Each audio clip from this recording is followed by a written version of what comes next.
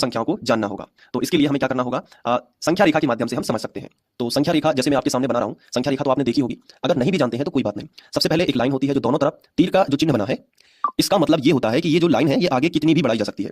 इसी तरफ यहां भी आप देखिए, ये जो लाइन है इसे आगे कितनी भी हम बढ़ा सकते हैं।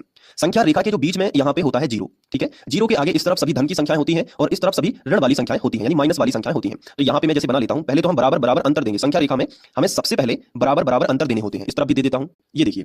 अब सेंटर में यहां पे जीरो है, जीरो की इस तरफ हम धन में सभी संख्याएं लेंगे, जैसे 1 हो गया, 2 हो गया, यहां पे 3, यहां पे 4, यहां पे 5 और यहां पे 6। तो ये जो सभी संख्याएं हैं ये धनात्मक संख्याएं कहलाएंगी।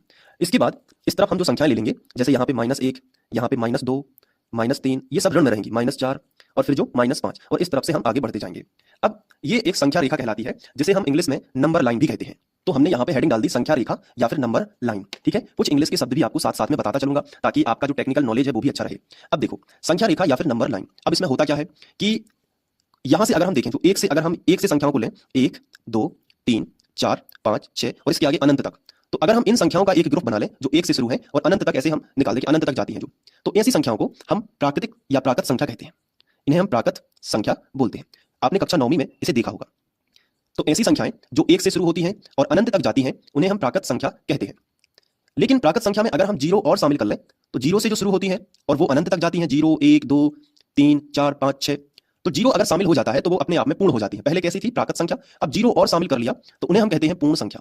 तो पूर्ण संख्याएं वो कहलाएंगी। तो हमें यहाँ पे संख्याएं लिखना चाहिए।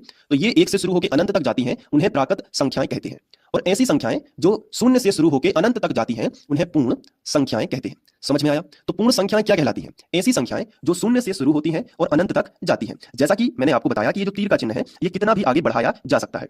तो 6 के बाद 7, 8, 9, 10 ऐसे बढ़ते चले जाएंगे, तो ये तो अनंत तक बढ़ते चले जाएंगे, आगे ये तो अनंत तक बढ़ते चले जाएंगे। तो प्राकृत संख्या बताइए, ऐसी संख्याएं जो 1 से शुरू होकर अनंत तक जाती हैं, और पूर्ण संख्याएं ऐसी संख्याएं जो 0 से शुरू होती हैं और अनंत तक जाती हैं। तो इतना आपको क्लियर हुआ प्राकृत संख्याएं और पूर्ण संख्या।